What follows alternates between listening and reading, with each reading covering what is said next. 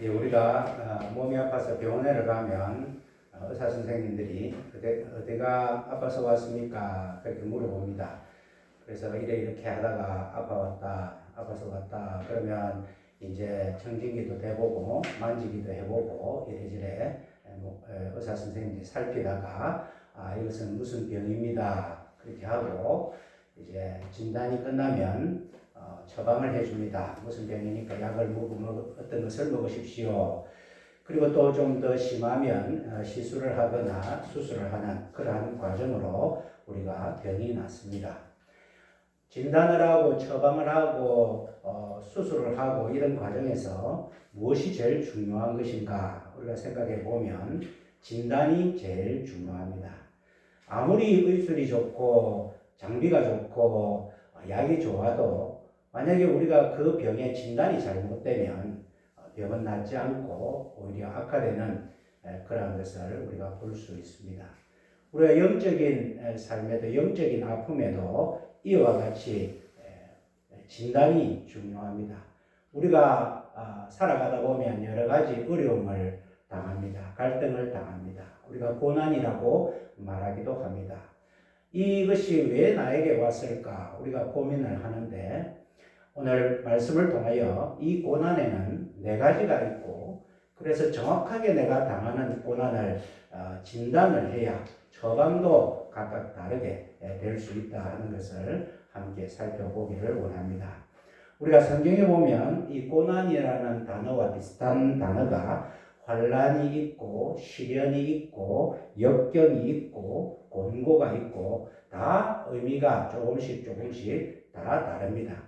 우리가 보통 이것이 혼동되어서 자식이 좀 일이 잘 안 되고 안 풀리고 힘들고 이러면 자식은 내 십자가다 그렇게 말할 때가 있고 내가 살다가 병이 들면 이것은 하나님께서 나에게 주신 징계인지 벌인지 혹시 그런 것은 아닐까 그런 생각을 할 때가 있습니다. 우리가 당하는 어려움에 대한 정확한 진단을 우리가 오늘 말씀을 통하여 함께 살펴보기를 원합니다. 제일 먼저는 징계와 십자가를 지는 것에 대한 구분을 한번 살펴보기를 원합니다. 징계는 특징이 무엇이냐 하면 징계를 당하는 사람의 동의 없이 찾아오는 것이라 그렇게 말씀드릴 수 있습니다. 그에 반해서 십자가는 그리스도인의 마땅한 의무이요 그리스도인들이 예수를 믿으면 그 믿음과 함께 주님의 고난에 동참하겠다는 그러한 의지적인 결단이 있기 때문에 나에게 내가 알고 내가 동의해서 찾아오는 것은 십자가지 결코 징계가 아니다 하는 것을 우리가 살펴보기를 원합니다. 또 이 차이가 뭐냐면 징계는 하나님이 행하시는 것입니다. 하나님께서 우리에게 사랑하는 자녀들에게 사랑의 매를 들 때에 우리의 동의와 우리의 허락을 구하지 않고 곧바로 하나님의 뜻대로 그렇게 시행을 합니다마는 이 십자가는 오늘 본문 말씀에도 있듯이 아무든지 나를 따라오려거든 자기를 부인하고 자기 십자가를 지고 나를 쫓을 것이니라. 내가 주님을 따르겠다고 한다면 내가 주님과 함께 십자가를 질 각오를 하겠다. 그렇게 예수님께서 보신다는 것입니다. 이 십자가는 요한복음 10장 18절에 보면 예수님께서 십자가를 지심에 대한 의미를 말씀하실 때에 이를 내게서 빼앗는 자가 있는 것이 아니라 내가 스스로 버리노라. 여기서 말하는 이를이라는 것은 주님의 생명, 주님의 목숨을 말씀하시는 것입니다. 내가 이 목숨을 빼앗기는 것이 아니라 내가 스스로 버린다. 그렇기 때문에 십자가는 주님의 의지로 스스로 지는 것이고 우리가 주님을 믿을 때에 주님과 함께 이 십자가를 지겠습니다 하는 그러한 약속으로 지는 것이 십자가라 할 수 있습니다. 그러니까 우리가 알고 받는 것 이것은 십자가지 징계가 아니다 그렇게 말씀드릴 수 있습니다. 징계와 십자가의 어떤 본질적인 것은 징계는 죄에서 출발한다 하는 것입니다. 그러나 벌은 아니고 이 하나님께서 이것을 통하여서 사랑의 교정, 회복이 목적이다. 그렇게 말씀드릴 수 있습니다. 계시록 3장 19절에 보면 무릇 내가 사랑하는 자를 책망하여 징계하노니 그러므로 네가 열심을 내라 회개하라 그렇게 말씀을 합니다. 우리가 징계를 당합니다. 아픔을 당합니다. 갑작스럽게 내가 동의하지 않는 그러한 고난이다 하면 그 징계의 목적은 징계의 시작은 죄라는 것입니다. 그래서 내가 예측하지 못하는 주님과 함께 약속했던 고난이 아니라 나에게 뜻밖의 어려움이 오면 그것은 나의 죄에서 출발했을 가능성이 많다는 것입니다. 그러나 우리 그리스도인들은 결코 하나님 앞에 벌을 받지 않습니다. 이 징계는 벌과는 다른 것입니다. 그러니까 우리가 하나님 앞에 벌을 받았다 그렇게 생각할 때가 있는데 그리스도인들은 하나님 앞에 벌은 받지 않습니다. 단지 죄에서 출발하는 징계가 있을 뿐이고 이 징계의 목적은 하나님께서 사랑하는 자들을 회복시키는데 목적이 있다는 것입니다. 그러니까 우리가 징계라고 알았다면 우리가 행할 행동은 하나님 앞에 회개하는 것입니다. 너희가 열심을 내라 회개해라. 사랑하는 자에게 하나님께서 주님께서 사랑의 매를 대시는데 그것을 느꼈다면 너희가 더욱 믿음의 열심을 내고 회개해라. 그래서 징계에 대한 우리의 대처는 회개를 해야 된다는 것입니다. 그러나 반면에 십자가에 대해서는 십자가는 죄 때문에 당하는 것이 아니라 예수님 때문에 당하는 것입니다. 십자가는 우리가 믿음 때문에 당하는 것입니다. 바울 사도도 자신이 40에 하나 강한 매도 받고 굶주리고 춥고 헐벗고 온갖 고난을 다 당했습니다. 그러나 바울 사도는 그 고난을 기뻐한다고 하였습니다. 왜 고난에 기뻐하느냐? 그는 주님을 만나는 순간 주님을 믿기로 작정했고 주님의 사도가 되었기 때문에 자기가 당하는 모든 어려움은 징계가 아니고 주님과 함께 지는 십자가라는 것을 알았기 때문에 그 십자가인 고난은 나는 기뻐한다. 그렇게 바울 사도는 고백을 하였다는 것입니다. 이 십자가는 믿음에서 출발을 합니다. 징계가 죄에서 출발했다면 이 십자가는 믿음에서 출발하고 이 십자가의 목적은 하나님의 영광이다 하는 것입니다. 그러니까 하나님의 영광을 바라보고 사는 이 십자가를 지는 사람들의 처할 행동은 기쁨이다 하는 것입니다. 그러니까 우리가 똑같은 어려움을 당하지만 이것은 주님과 함께 내가 십자가를 지는 것이라고 생각을 한다면 우리의 처할 행동은 기뻐하는 것입니다. 좌절하고 힘들고 포기하고 하나님 앞에 벌을 받은 것이 아닌가 생각할 것이 아니고 우리가 당하는 어려움이 십자가라면 그것은 우리가 기뻐하고 즐거워해야 된다. 내가 주님의 고난에 더 동참하기 때문에 더욱 하나님의 영광을 드러내는 것이다. 그렇게 생각을 해야 된다는 것입니다. 사도행전 5장 41절에 보면 사도들은 그 이름을 위하여 능력받는 일에 합당한 자로 여기심을 기뻐하더라. 그러니까 그리스도인들이 당하는 십자가의 고난, 이 십자가라는 것은 단순한 사형 도구가 아니고 이 십자가는 주님을 향한 순종의 길이다 하는 것입니다. 그러나 징계는 불순종의 길에서 만나는 것이 징계다. 그렇게 말씀드릴 수 있습니다. 이와 같이 십자가와 징계를 구분하는 방법은 말씀드렸다시피 어려움이 닥쳤을 때 내가 동의한 것인가 아닌가 그렇게 구분을 하시면 됩니다. 마태복음 5장 11절에 나를 인하여 너희를 욕하고 핍박하고 거짓으로 거스려 모든 악한 말을 할 때에는 너희에게 복이 있나니 이것은 복된 고난이다. 그렇게 말씀을 하시고 있습니다. 우리가 당하는 그런 어려움이 근거가 있다면 그것은 복된 고난이 아니고 우리가 잘못해서 받는 징계라 그렇게 생각하면 된다는 것입니다. 우리가 세상에서 고난을 당합니다. 그런데 그 고난이 주님과 함께 동참하고 믿음 때문에 당하는 고난이면 내가 잘 살아가고 있구나.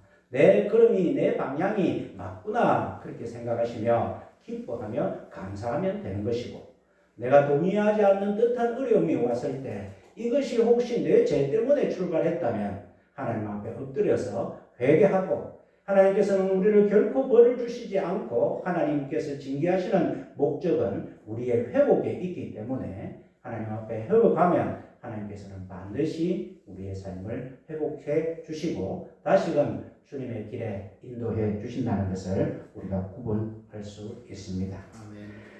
세 번째로 우리가 당하는 제3의 고난은 타락한 세상에서 사는 그런 결과이고 자연적인 고난이라 그렇게 말씀드릴 수 있습니다.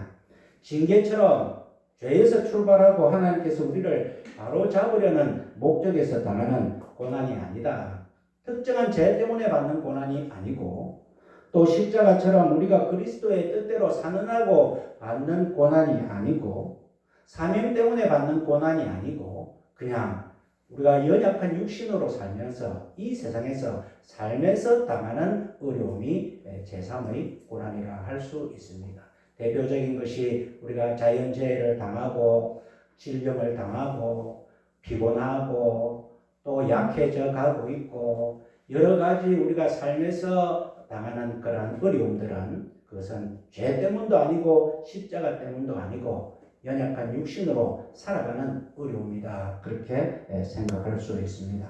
그러나 이 어려움이 내가 죄 때문에 생기는 것인지 아니면 살면서 생기는 것인지 세상이 주는 것인지 구별할 수 없기 때문에 우리는 먼저 우리의 이러한 어려움도 당했을 때 하나님 앞에 먼저 내 자신을 돌아보아야 될 것입니다. 하나님께서 이렇게 제3의 고난을 주신 목적이 무엇이냐 하면 하나님을 찾으라고 하는 것입니다. 여러 가지 자연재해나 내가 약해져 가는 것이나 나에게 일어나는 모든 살면서 일어나는 문제들을 통하여서 네가 다시 하나님을 찾으라 하는 것입니다. 그래서 하나님의 이 목적에 부합하는 우리의 자세는 하나님을 더욱 의지하는 것이다 하는 것입니다. 징계로 말미암아 생기는 고난은 우리가 하나님 앞에 회개해야 되겠지만 살면서 당하는 우리가 그렇습니다. 나이가 드니까 허리도 아프고 어깨도 아프고 눈에도 이상이 오고 소화도 안 되고 이런 것을 우리가 하나님께서 나에게 징계하시는 것인가? 물론 그럴 수도 있기도 하겠지만 그러나 이것은 우리가 연약한 육신으로 살면서 죄의 속성을 가지고 살면서 하나님께서 주시는 자연적인 고난이구나. 그러면 내가 이것을 통하여서 더욱 하나님을 의지하고 하나님께서 나에게 더 하나님을 찾으라고 하는 사인이니까 더 하나님께 나아오고 의지하는 그러한 자세를 우리가 취하는 것이 옳다. 그렇게 말씀드릴 수 있습니다. 네 번째로서는 연단으로서의 고난이 있습니다. 앞에 말한 세 가지의 어떤 그 고난도 어떤 의미에서는 연단을 우리에게 주시기도 합니다만 그러나 따로 연단으로서 우리에게 주시는 고난이 있다는 것입니다.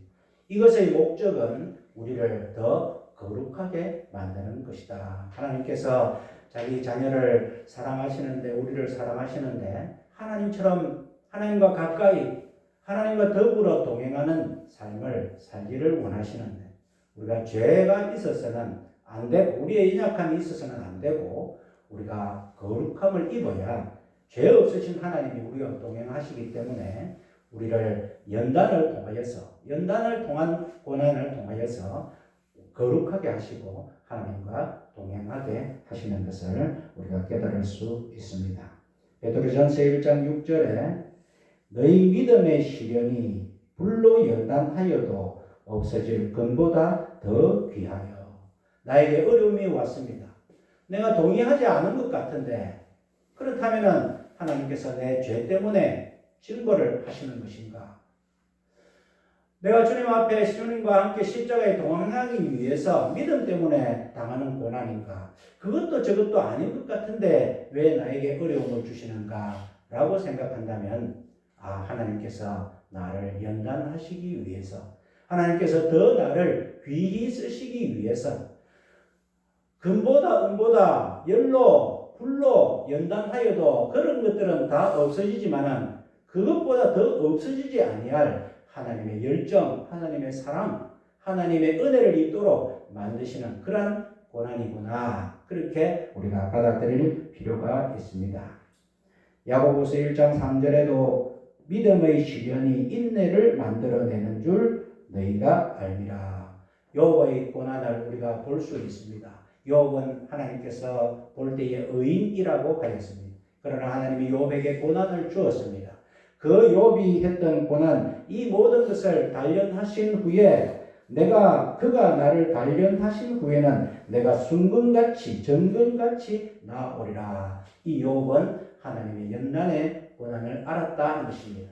내가 하나님 앞에 거룩하게 살았지만은 그러나 혹시 나에게 문제가 있을 수도 있기 때문에 하나님 앞에 회개하고 난 다음에 욥이 깨달은 것은 하나님께서 나를 연단하시고 더욱 하나님께서 기뻐하는 삶을 살게 하시기 위하여 주신 은혜의 고난이구나 하는 것을 깨닫게 되었다는 것입니다. 이 연단으로서의 고난의 목적은 하나님께서 우리를 거룩하게 하시고 성숙하게 하시는 데 있습니다. 그렇다면 우리가 이 하나님의 뜻을 깨닫는다면 우리가 처할 자세는 인내하는 것이다. 그렇게 말씀드릴 수 있습니다. 연단으로서의 고난이 분명하다면 우리가 하나님 앞에 더욱 참고 기다린다면 주님께서 이 고난 너머에 주실 영광이 있구나. 이 고난을 이겼을 때에 주시는 놀라운 축복이 있구나. 그것을 바라보면서 우리는 믿음으로 인내하면 되는 것입니다.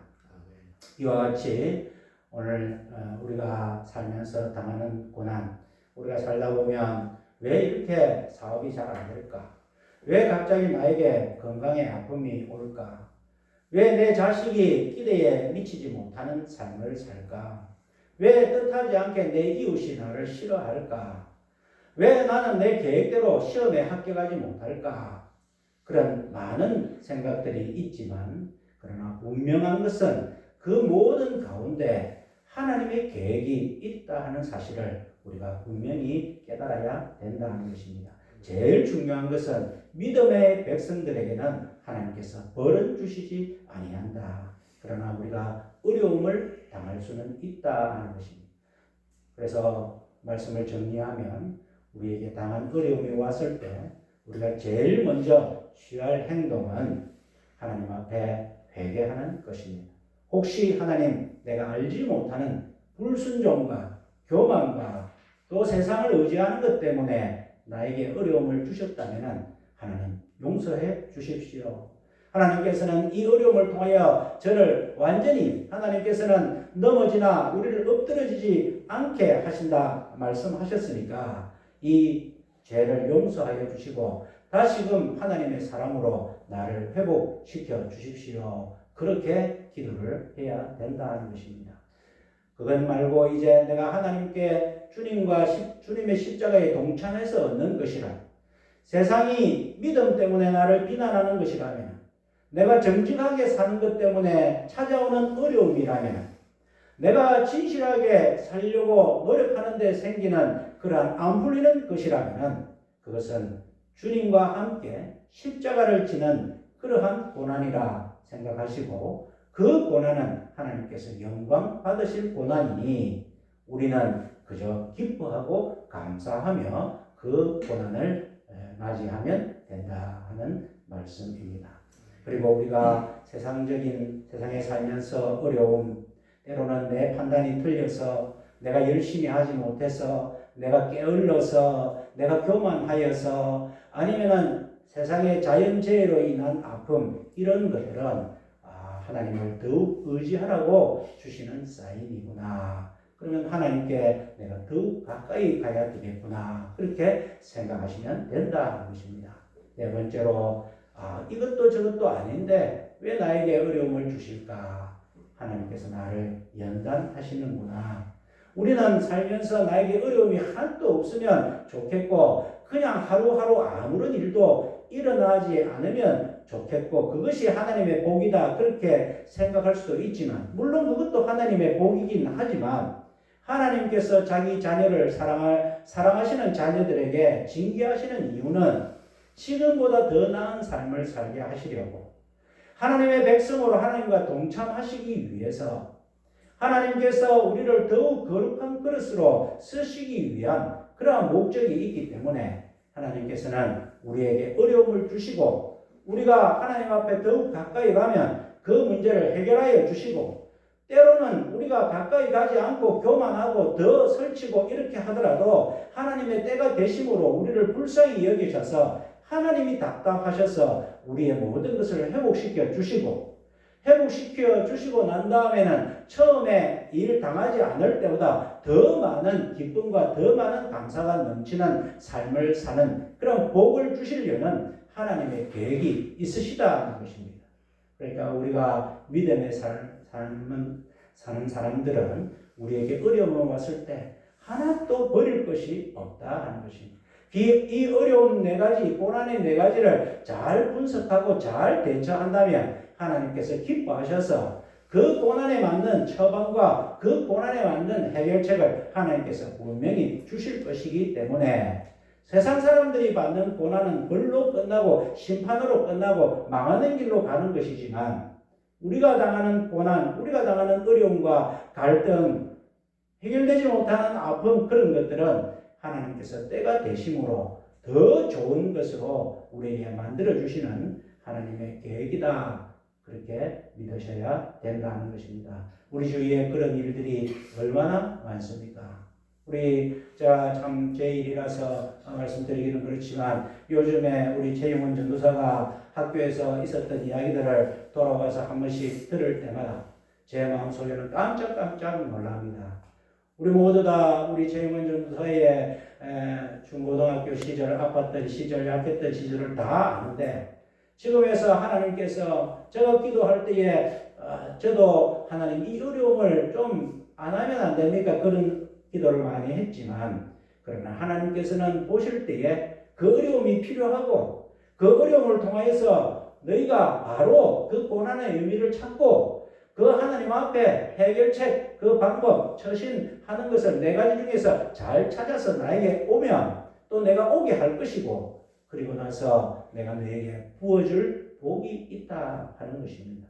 우리가 어떤 때는 빨리도 느끼지만 어떤 때는 좀 세월이 지나서 느끼기도 합니다만, 그러나 분명한 것은 우리가 믿음 안에 사는 하나님의 자기 백성들에게는 징계든 십자가든 제3의 고난이든 연단의 고난이든 이 고난은 우리로 하여금 하나님의 복을 누리는 그러한 방법임을 하나님께서 계획하고 계시니, 우리가 각자 당하는 여러 가지 많은 어려움 가운데에 우리가 기도할 때에 이 네 가지를 잘 생각하여서 하나님 앞에 더욱 하나님의 마음에 흡족한 삶을 살고, 그래서 하나님께서 말씀으로 너희가 잘 내게 오는구나 기뻐하셔서 우리 생각으로는 조금 더 빨리, 조금 더 크게 하나님의 은혜를 누리는 그런 삶을 살면 좋겠다.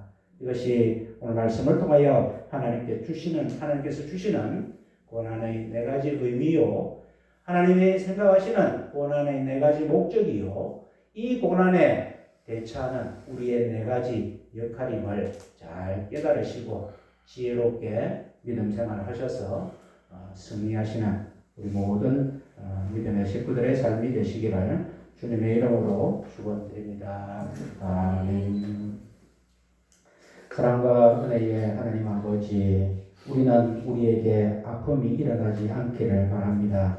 고난과 역경과 또 환난과 이런 것들이 없기를 바라지만, 우리 하나님의 뜻은 다른 데 있음을 깨닫게 해주셔서 감사를 드립니다. 하나님께서는 우리에게 고난을 주시면서 이 네 가지 각각 다른 고난으로 우리가 잘 깨달아서 이 네 가지 고난에 우리가 지혜롭게 하나님 앞에 회개도 하고 기뻐도 하고 감사도 하고 인내도 하고 하나님 앞에 더욱 가까이도 가면서 우리 하나님의 뜻을 잘 깨달아서 언젠가 하나님께서 반드시 우리의 문제를 해결하여 주실 뿐만 아니라 더 좋은 길로 인도하여 주시는 하나님의 그 계획을 믿고 감사하며 늘 이겨나가며 살아가는 우리 모든 믿음의 식구들의 삶들이 다 되게 하여 주옵소서. 우리가 하나님 어려움을 당하여서 하나님 앞에 기도할 때마다 그 기도의 빈대가 어긋난다 할지라도 하나님께서는 우리의 중심을 보시고 항상 우리를 위하여 중보하시는 주님의 기도를 통하여 우리의 모든 삶들이 결국은 형통하게, 결국은 하나님께서 주시는 복의 길로 가는 저희들이 다 되게 하여 주시옵소서. 모든 말씀을 예수님 이름으로 기도하옵나이다. 아멘.